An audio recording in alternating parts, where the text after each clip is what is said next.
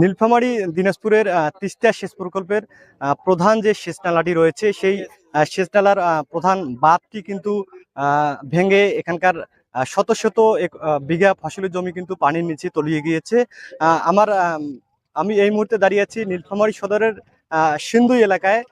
ঠিক যে যে এলাকার তিস্তা সেচ নালার যে এলাকার বাঁধটি ভেঙে গিয়েছে সেই বাঁধের ঠিক সামনে আমার পেছনেই কিন্তু দেখতে পাচ্ছেন যে তিস্তা সেচ প্রকল্পের এই আহ, এই এই এই নালাটি কিন্তু এটি তিস্তা সেচ প্রকল্পের প্রধান নালা।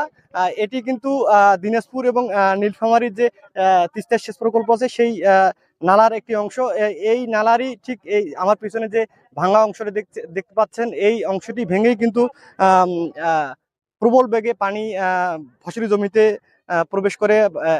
শত শত বিঘা ফসলি জমি কিন্তু তলিয়ে গেছে। আজ দুপুর 12:30টার দিকে এই বাঁধের কিন্তু 30 থেকে 40 মিটার অংশ ভেঙে এই পরিস্থিতি কিন্তু সৃষ্টি হয়েছে। আমরা এখানকার স্থানীয় যে বাসিন্দা রয়েছে আমরা কিন্তু তাদের সঙ্গে কথা বলেছি। তারা যেটি জানিয়েছেন যে আজ সকাল থেকেই কিন্তু এই বাঁধটিতে তারা ফাটল দেখতে পেয়েছিল, অর্থাৎ ভাঙার একটা সম্ভাবনা তৈরি হয়েছিল। তবে তারা কিন্তু বিষয়টা তারা যেটি বলছেন যে তারা বিষয়টি বারবার পানি উন্নয়ন বোর্ডকে অবগত করেছেন, তাদেরকে ফোন দিয়েছেন, কিন্তু তারা আসলে কোনো ব্যবস্থা নেয়নি। পানি উন্নয়ন বোর্ড এই ফাটল বা ভাঙন রোধে কিন্তু তারা সকাল থেকে কোনো ব্যবস্থা নেয়নি। এমনকি ক্যানেলে যে পানির পরিমাণ সেটিও কিন্তু অতিরিক্ত ছাড়া হয়েছিল। স্থানীয়রা বলছেন যে পানি কমানোর অনুরোধও কিন্তু তারা পানি উন্নয়ন বোর্ডকে জানিয়েছেন, কিন্তু এতেও কিন্তু কান দেওয়া হয়নি, অর্থাৎ পানি কমানো হয়নি। তারা কোনো পদক্ষেপ নেওয়া নয়। এই দুপুর 12:30টার দিকে কিন্তু স্থানীয়রা যখন তারা নিজ উদ্যোগে কিন্তু এই বাঁধটি মেরামত এবং ভাঙন ঠেকানোর একটা চেষ্টা করে, কিন্তু তাদের সেই চেষ্টাও কিন্তু অনেকটা ব্যর্থ হয়ে যায়। দুপুর 12:30টার দিকে বাঁধের প্রায় 30 থেকে 40 মিটার অংশ ভেঙে যায়। এর ফলে কিন্তু এখানকার প্রায় 500 বিঘা জমির আলু ও সরিষা ক্ষেত এখন পুরোপুরি কিন্তু পানির নিচে চলে গেছে। আমরা এই অবস্থার কারণে এখানকার যে কৃষকরা আছেন তারা কিন্তু অনেকটা দিশেহারা হয়ে পড়েছেন, কারণ আর মাত্র কয়েকদিন পরেই কিন্তু এসব ফসল আসলে কৃষকরা ঘরে তোলার কথা ছিল। তবে আমরা যেটি লক্ষ্য করলাম যে এখন পর্যন্ত কিন্তু এই বাঁধটি মেরামত করার কোনো তৎপরতা আমরা পানি উন্নয়ন বোর্ড নেয়নি। এরকম কোনো তৎপরতা আমাদের আসলে চোখে পড়েনি।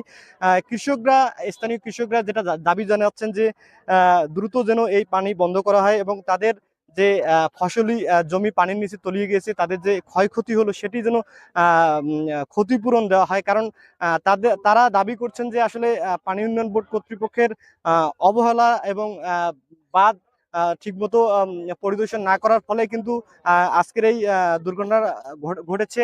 একটি বিষয় জানিয়ে রাখি যে প্রায় 8-9 মাস আগেও কিন্তু এই সেচ ক্যানেলের ঠিক 1 বা 2 কিলোমিটার মধ্যে এই বাঁধের কিন্তু 20 থেকে 30 মিটার অংশ ভেঙে গিয়েছিল এবং তখনও কিন্তু এই এলাকার কৃষকরা ব্যাপকভাবে ক্ষতিগ্রস্ত হয়েছিল, অনেক ফসল কিন্তু নষ্ট হয়েছিল। আমরা কথা বলেছি নীলফামারী পানি উন্নয়ন বোর্ড কর্তৃপক্ষের সঙ্গে।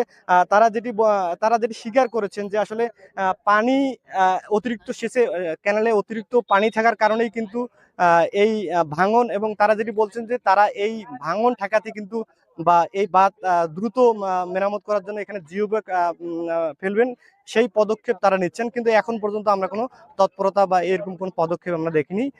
নীলফামারী থেকে এই সেচ ক্যানেলের বাঁধ ভেঙে যাওয়ার যে সর্বশেষ পরিস্থিতি, এই ছিল আমার কাছে সর্বশেষ তথ্য।